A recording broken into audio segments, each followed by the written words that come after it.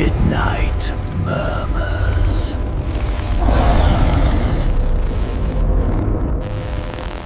They say some things you see at night aren't meant to be seen, but there are moments when the veil between what is and what shouldn't be grows thin, and something slips through, something wrong. I never believed in any of that, not until 3 months ago, when I saw her.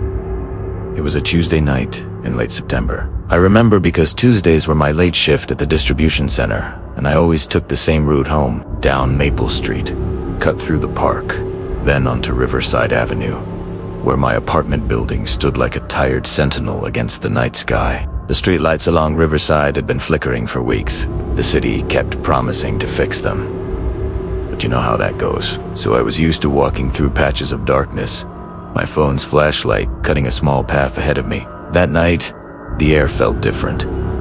Heavier somehow, like the atmosphere itself was holding its breath. I was about halfway down Riverside, passing the old Methodist church that had been abandoned since the fire in 2019, when I first noticed her, just a silhouette at first, standing under one of the few working streetlights about a block ahead. A woman, I thought, tall, wearing what looked like a long coat or dress. I didn't think much of it.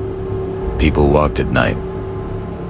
I walked at night. No reason to be paranoid. But as I got closer, something made me slow down. Maybe it was the way she was standing. Just still, like a mannequin someone had left on the sidewalk as a prank. I was about 50 feet away when I realized what was wrong with her posture. Her upper body was facing away from me, toward the street. But her legs were pointing in my direction. At first, my brain tried to make sense of it. Maybe she was twisted around, looking over her shoulder at something. Maybe she was stretching. Maybe the flickering light was playing tricks on me, casting shadows that distorted her shape. But the light wasn't flickering anymore. It was steady and bright, and I could see her clearly now. She was wearing a pale dress that hung down to her ankles. Her hair was long and dark, falling past her shoulders. Her arms hung limply at her sides, and her legs, I could see them clearly now. The knees, the feet in old-fashioned leather shoes, they were definitely pointing toward me, while her torso faced the opposite direction. I stopped walking. My heart was hammering in my chest, and every instinct I had was screaming at me to turn around, to run, to get away from this impossible thing standing under the streetlight. But I couldn't move. I was frozen, staring at her, trying to understand what I was seeing. Then she took a step. Not forward, not the way a normal person would step. Her legs moved backward, but her body glided forward, like she was on wheels, like the laws of physics didn't apply to her. The movement was smooth, but completely wrong, and the sound of her shoes on the pavement echoed in the empty street. Click, click, click. She was coming toward me. That broke the spell.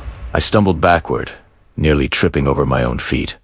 And that's when I heard it. A sound that wasn't quite breathing, wasn't quite wind. It was coming from her direction, a low whisper that seemed to wrap around me. Look at me, it said. Look at me. I couldn't look. I wouldn't. Something deep and primal inside me knew that if I looked at her face, if I saw what was on the other side of that dark hair, something terrible would happen. Something irreversible. I turned and ran. My footsteps pounded against the pavement, loud and panicked in the quiet night. Behind me, I could hear those other footsteps, that awful clicking sound, keeping pace with me. Not faster, not slower, just there. Always there. I didn't dare look back. I focused on the path ahead, on the familiar landmarks, the burned-out church falling away behind me, the row of townhouses with their darkened windows, the corner store with its neon sign flickering red and blue. My lungs were burning. I wasn't in the best shape, and I'd already walked 40 minutes from work. But fear is a powerful motivator, and I pushed myself harder than I'd ever run before. The clicking followed, never speeding up, never falling behind. I risked a glance over my shoulder and immediately wished I hadn't. She was there, maybe 20 feet back, gliding along the sidewalk in that impossible way. Her body was still facing away from me, But now her head was starting to turn. Slowly, deliberately, like an owl rotating its neck far past the point where bones should break. I could see the side of her face now. Pale skin, to pale. The color of something that had been kept from sunlight for far too long. I whipped my head back around and pushed myself faster.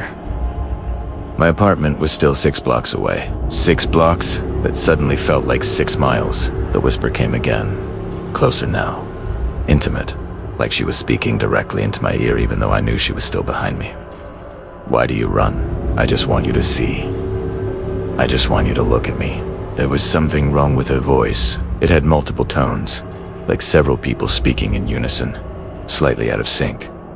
Some voices were high and childlike. Others were deep and raspy. Together they created a sound that made my skin crawl. I cut across someone's front yard, vaulting over a low fence and nearly slamming into a parked car on the other side. My phone had fallen out of my pocket somewhere back there. Without its light, the shadows seemed darker, deeper, like they were reaching for me. I could still hear her behind me. The clicking, the whispers. But something had changed. The sounds were coming from different directions now in front of me. To my left, to my right. That's when I realized there were more of them. I saw another figure under a streetlight ahead, standing in that same impossible pose. Legs facing one direction, body facing another. This one wore different clothes, a dark suit that looked decades out of style, but the posture was identical. The wrongness was the same. To my right, in the parking lot of a closed laundromat, another one. This one was smaller, child-sized, and that made it so much worse. They were all around me now, standing still, watching, waiting. I skidded to a stop in the middle of the street, spinning in a circle, trying to count them. 5, 6, 7. More emerging from the darkness between buildings, from behind cars, from doorways and alcoves. I'd passed 1,000 times before and never thought twice about. The whispers grew louder, overlapping, creating a chorus of wrong voices. Look at us. See what we are. Join us. Turn around. I squeezed my eyes shut, pressing my palms against my ears, trying to block out the sound. But it didn't help. The voices weren't coming from outside. They were in my head now, crawling through my thoughts like insects. When I opened my eyes, they had moved closer. All of them, forming a circle around me. Still maintaining that distance of about 20 feet, but tightening, closing in like a noose. That's when I noticed something else. Something that made my blood run cold. The shadows they cast. They were wrong too. The shadows didn't match their bodies. Instead, each shadow showed a normal person, standing normally, facing the right direction. Like the shadows were showing what they used to be before something twisted them into these impossible things. A car turned onto the street.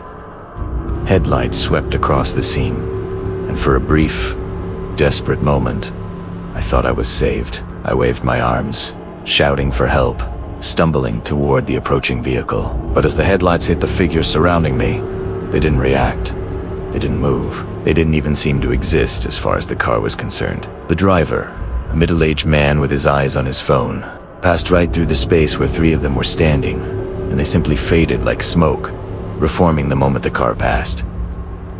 The driver never looked up, never saw me waving, never noticed anything wrong, and then the car was gone, its taillights disappearing around the corner, and I was alone again with him. The first woman, the one who'd started this, stepped forward, or rather, glided forward in that backwards way. She was close enough now that I could smell her, old perfume and something underneath it. Something sweet and rotten, like flowers left too long in a vase. Her head had almost completed its rotation. I could see most of her face now, everything except her eyes, which were still hidden behind that curtain of dark hair. "It doesn't hurt," she said, and her voice was almost gentle, almost kind. The turning. It's like going to sleep. You just have to stop fighting it. Stop trying to move forward. Let yourself turn around. I shook my head, backing away, but there was nowhere to go. They were all around me, and the circle was getting smaller. "What are you?" I managed to choke out. "What do you want?" The woman tilted her head, and I heard her neck crack with the movement. "We're just like you. We were walking home one night. We saw something we shouldn't have seen, and we looked. We looked, and we saw, and we understood. Understood what? That everything is backwards. That we've all been walking the wrong way our entire lives. Forward into darkness, into death, into nothing. But if you turn around, if you face the other direction, you can see it. The light we came from. The place we're supposed to return to." Another voice joined hers. The man in the old suit. "Time only moves one direction for those who choose to see it that way." And another, the child. "We're going home. We're all going home. Don't you want to come home?" Their heads were all turning now, rotating toward me, and I knew with absolute certainty that if I saw their faces, if I looked into their eyes, I would understand. I would see what they saw, and I would become like them. Thank you for listening. If you enjoyed this story, please like, subscribe, and hit that notification bell so you don't miss our next video. Stay safe out there.